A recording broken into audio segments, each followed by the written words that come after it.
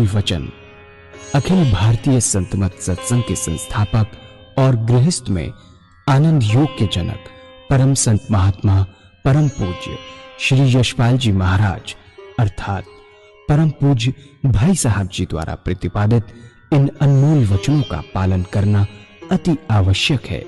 ये वचन हमारी गृहस्थ आध्यात्मिक साधना के लिए मूलभूत सिद्धांत हैं, जो इस प्रकार हैं।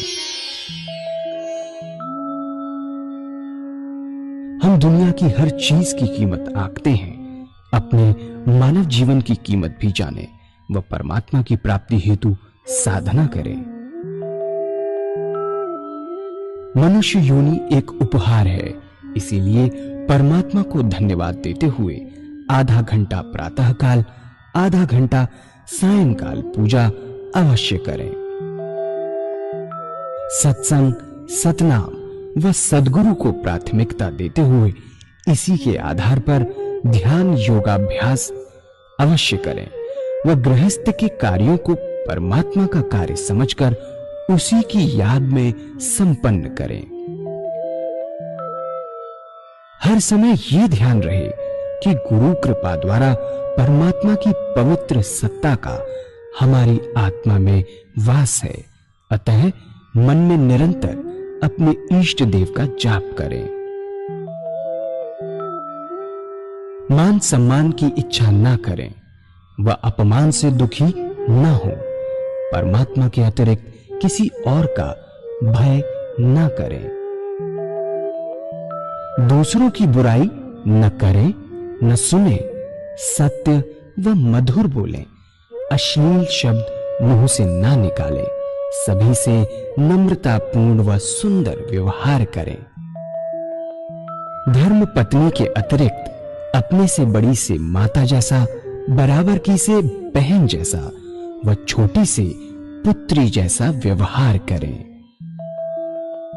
सांसारिक जीवन यापन की आवश्यकताएं अंतहीन है, इसलिए अधिक से अधिक समय सत्संग में व धन परोपकार में खर्च करें। याद रखें, न स्त्री माया है, न धन दौलत, न ही परिवार। माया वह है जो हृदय को परमात्मा से दूर हटा दे। अतः निरंतर सत्संग और सद्गुरु की शरण में रहने का प्रयास करें। भोजन अपने इष्ट को अर्पण कर प्रसाद रूप में परमात्मा की याद में करें।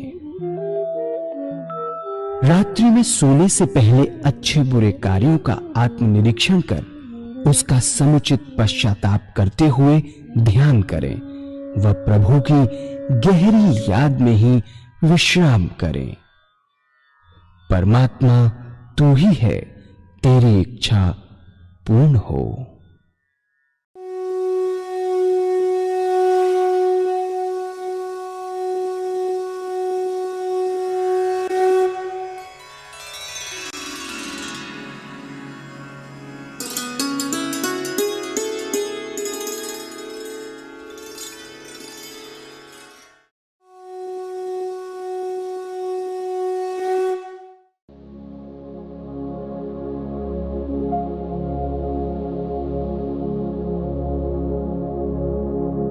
जय सद्गुरुदेव जय पद शरणं श्रेयस्वरूप चरणों शरणं।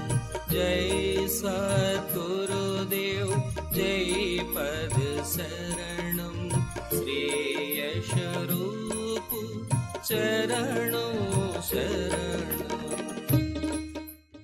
अपने यम नियम है, ना उसका कोई बीवी, ना कोई उसका बच्चा,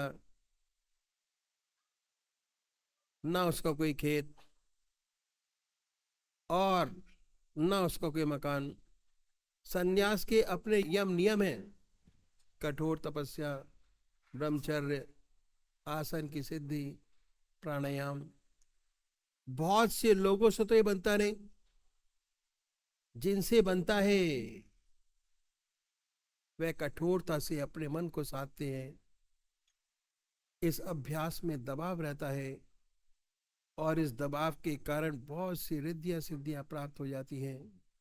तो ऐसे महात्मा संसार में आते हैं संसार की सेवा करने के लिए, लेकिन उनके काम क्रोध, लोभ, मोह और अहंकार, ये जो दुश्मन है इस रास्ते के, समूल नष्ट नहीं हुए रहते, सुप्त हो गए होते हैं, दब गए होते हैं अभ्यास के प्रेशर से।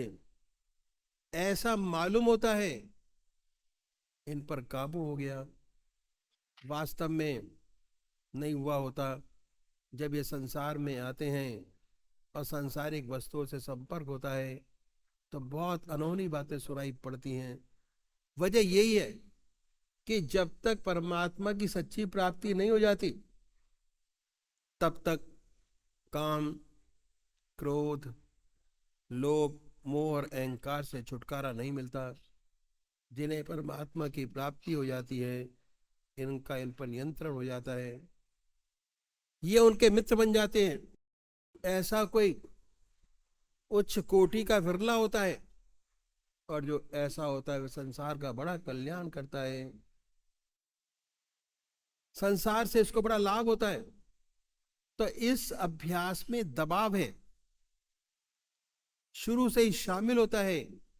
यदि आप किसी स्प्रिंग को दबा कर रखें, जब तक दबाए, जहां हाथ से छूटा कहीं पर भी मार कर सकता है, माथे पर लग जाए, मुंह पर लग जाए, बिल्कुल यही दशा होती है। इस अभ्यास में शुरू से दबाव है और हर दबाव का रिएक्शन साथ साथ सामने आता जाता है। ये सारी बातें हैं, इन सबको सोच समझकर संन्यास के रास्ते में कदम रखना चाहिए। और खासकर उन लोगों को जिन्होंने गृहस्थ आश्रम में प्रवेश कर लिया है, उनको संन्यास की बात कभी सोचनी नहीं चाहिए। करोड़ पीछे एक दो नजर आते हैं, जैसे महात्मा बुद्ध जो गृहस्थी थे, संसार छोड़कर चले गए और ईश्वर को प्राप्त किया, लेकिन 1000 पीछे 999 असफल होते हैं। उनकी ना दुनिया रहती है ना दीन।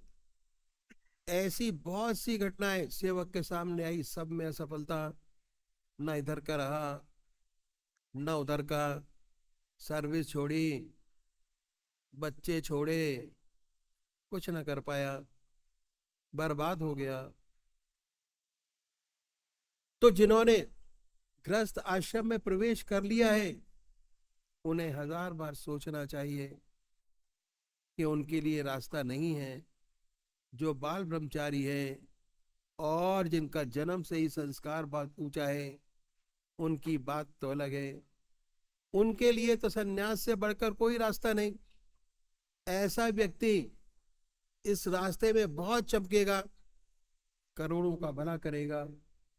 हमारी ऐसी धारणा हो गई है हमारे पास कोई रास्ता नहीं, हम गृहस्थियों के पास कोई रास्ता नहीं। बहुतों की ये धारणा है, और बहुतों की ये धारणा है कि 55 से 58 साल तक तो अपना काम करें, 58 साल के बाद जब रिटायर हो जाएंगे तब भगवान का नाम लेंगे। ये बहुत बड़ी भूल है। 58 साल के बाद रिटायर हो जाने पर कुछ नहीं होता, फिर भगवान का नाम नहीं लिया जा सकता, नामुमकिन। क्योंकि आदतें इतनी मजबूत हो गई होती हैं कि उन्हें बदल नहीं सकते।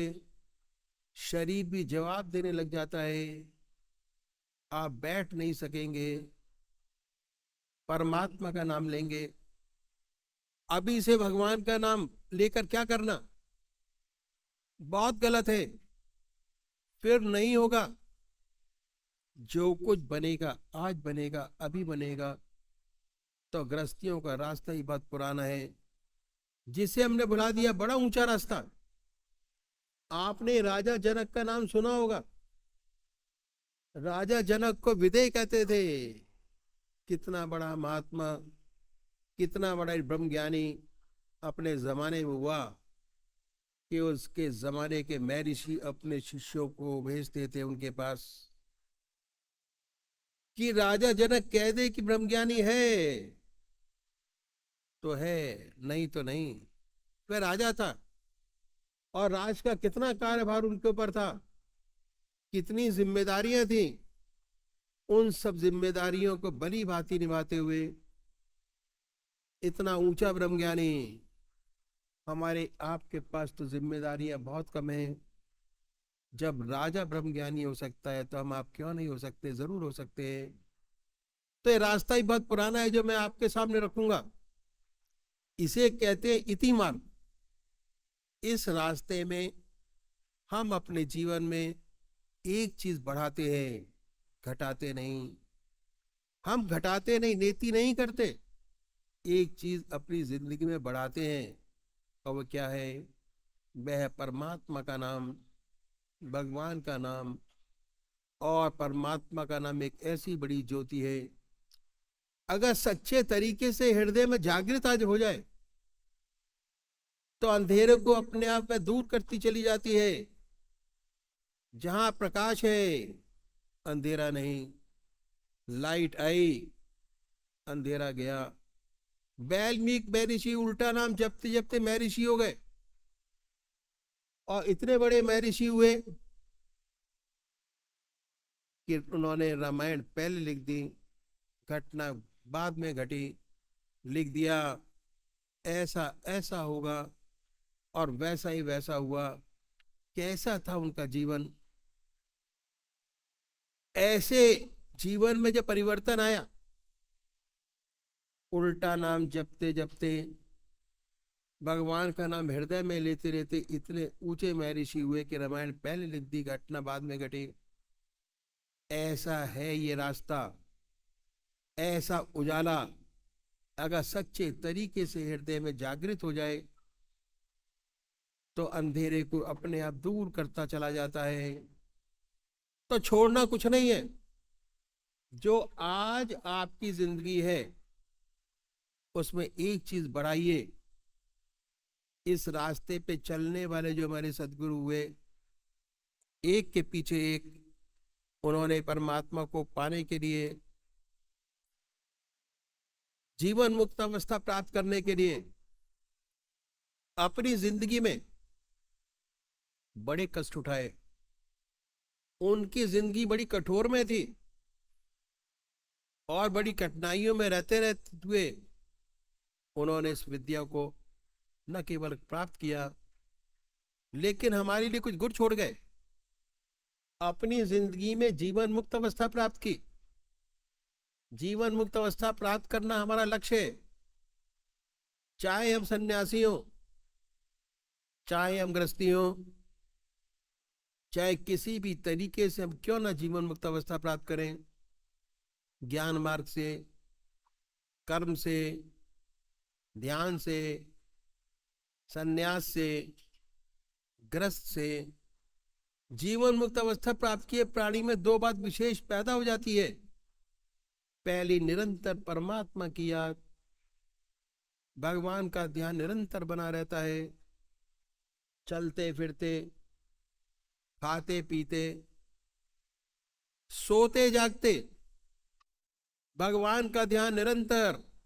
दूसरी बात क्या है कि उसके जो कर्म है वो निष्काम कर्म हो जाते हैं, अहम निकल जाता है।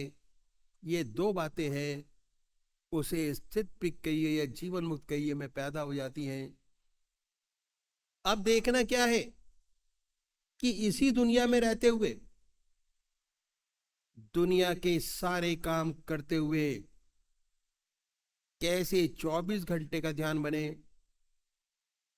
कैसे उस परमात्मा का ध्यान बने, कैसे हमें निष्काम कर्म करने की आदत पड़ जाए। इन संतों ने, इन सदगुरुओं ने, जिन्होंने अपने जीवन काल में जीवन मुक्त अवस्था प्राप्त करी, हमारे लिए रास्ता छोड़ गए। अगर हम गुरुओं को अपनाएं, हमारा रास्ता भी आसानी से तय हो जाए। हर व्यक्ति अपनी संतान के लिए कुछ गुर छोड़ जाता है, उसकी संतान को अधिक कष्ट नहीं उठाना पड़ता।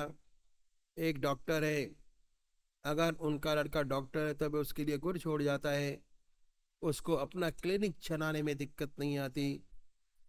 एक इंजीनियर है, अपने बच्चों के लिए गुर छोड़ जाते हैं। इस तरह जो हमारे सिलसिले के संत महात्मा हुए, ये कुछ गुर छोड़ गए कि कैसे इस रास्ते को आसानी से तय करें, कैसे हम आसानी से 24 घंटे का ध्यान प्राप्त करें, कैसे सच्ची निष्काम कर्मता प्राप्त हो। इन गुणों को मैं आपके सामने रखूंगा, और यदि आप ये बातें अच्छी लगे, अपने जीवन में अपनाएं, अपने जीवन में ढालें। अगर अपनाएंगे, इससे आपको विशेष लाभ होगा। तो इन सात महात्माओं ने सारे साधन को 3 भागों में बांटा, और 24 घंटे को भी 8-8 घंटे के हिसाब से 3 भागों में बांटा। साधन का पहला स्टेप पूरा कर लेने से 8 घंटे आपका अपने हो जाएंगे, 8 घंटे की साधना आपकी हो जाएगी। साधन का दूसरा स्टेप पूरा कर लेने से 16 घंटे की साधना आपकी पूरी हो जाएगी, और साधना का तीसरा स्टेप पूरा कर लेने से 24 घंटे निरंतर आपको ईश्वर का ध्यान बना रहेगा। सच्ची निष्काम कर्मता आपको प्राप्त हो जाएगी। अभी मैं साधन की पहली सीढ़ी आपके सामने रखूंगा, जिसमें 8 घंटे अपने हो जाएंगे।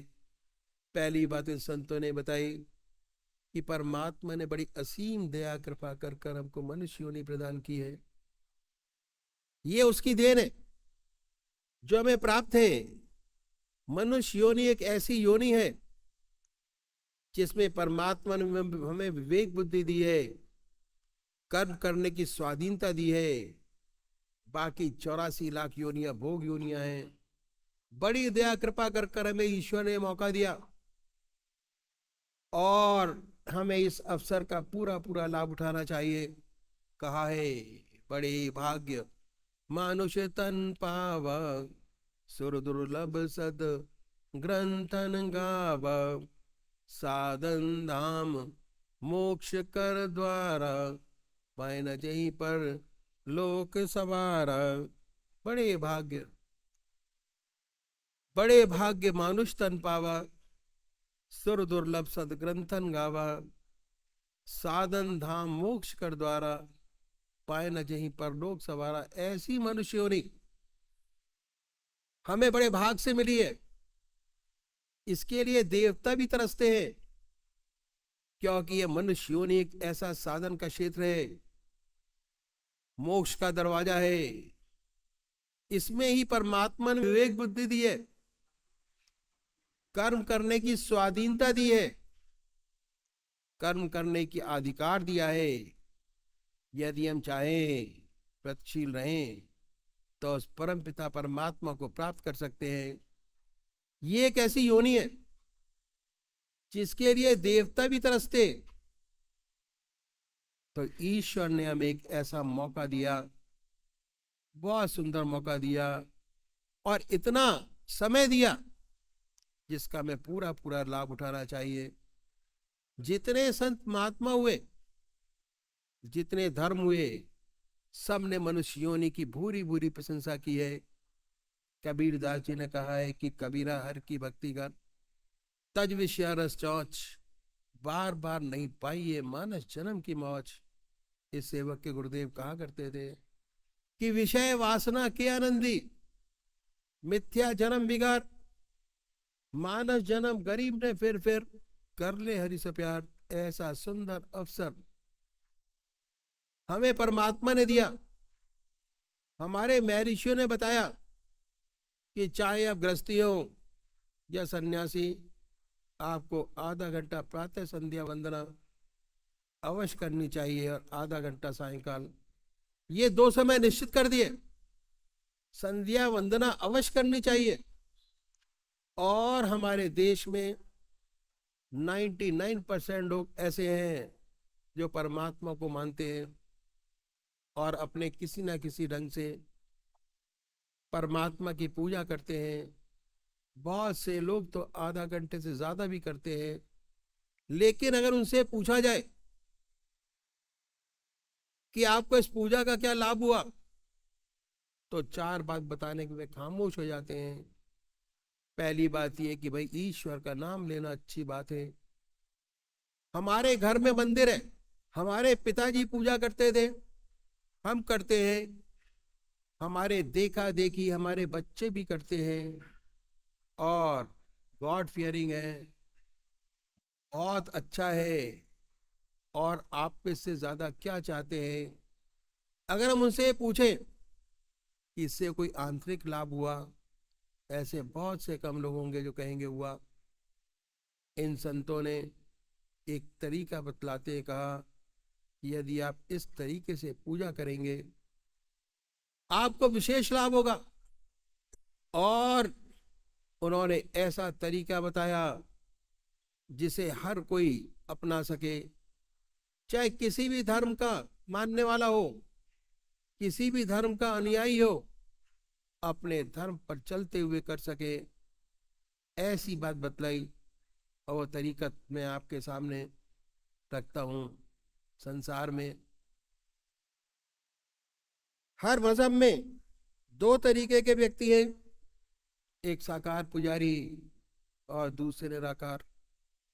बहुत पुराने जमाने से चले आ रहे हैं, इनमें नई बात नहीं है। इनमें आपस में झगड़े भी होते हैं, वाद विवाद भी होते हैं।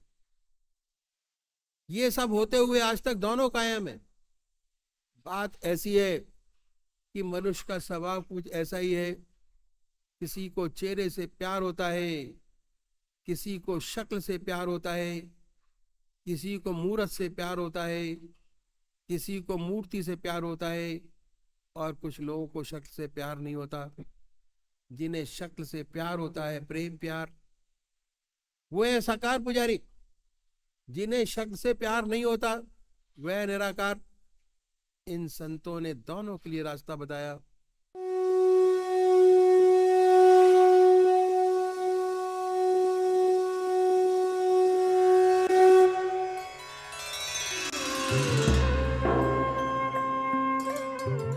ध्यान योग के कार्यक्रम आनंद योग से निशुल्क जुड़ने के लिए संपर्क करें 9810239677।